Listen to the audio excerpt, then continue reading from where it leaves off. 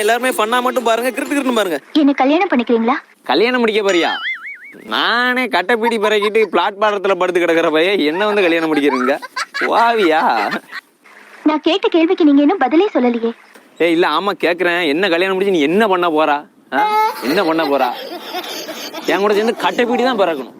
இவரு வம்பா சொல்றேன், வாழ்க்கை கெடுத்து கிடாது. சீரழி செங்கல் வந்து போடுவா பாத்துக்க. இவர் ஒன்னேன்னு சொல்றேன், நல்ல படிச்ச பையனா பார்த்து கல்யாணம் பண்ணி சந்தோஷமா சரியா? சரி கிளம்பு, சாப்பிட்டு போட்டு தூங்க பாப்போம். போ, வீட்டு போ. படிப்பு பட்டம்லாம் பார்த்து முன்னுரிமை கொடுக்கறதுக்கு காதல் ஒண்ணு எம்ப்ளாய்மெண்ட் எக்ஸ்சேஞ்ச் இல்லைங்க. அது மனசை பார்த்து வர்ற விஷயம்.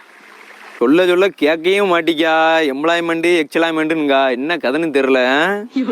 பச்சை மட்டும் உரிச்சாலும் சரி வரும்னு நினைக்கேன். எல்லாம் நவல்ற மாதிரி இருக்குதுண்ணா. இதுதான் உங்க பதிலா? இல்ல, உங்க மனசுல வேற ஏதோ ஒரு காரணம் இருக்கு. நீங்க அதை மறைக்கிறீங்க. வேற என்ன காரணம்? ஏற்கனவே 2 பேரும் லவ் பண்றாள். 3வது நீ வேற வந்துட்டு 3 பேர் சேர்ந்து கழுத்து எடுத்து போடுறதுக்கா? நீ யோசிக்கிற பார்த்தா இடத்த விட்டு காலி பண்ற மாதிரி தெரியல. இருப்பு ஒரு 2 செகண்ட் வரேன், பச்சை மட்டையை உரிச்சிட்டு வரேன்.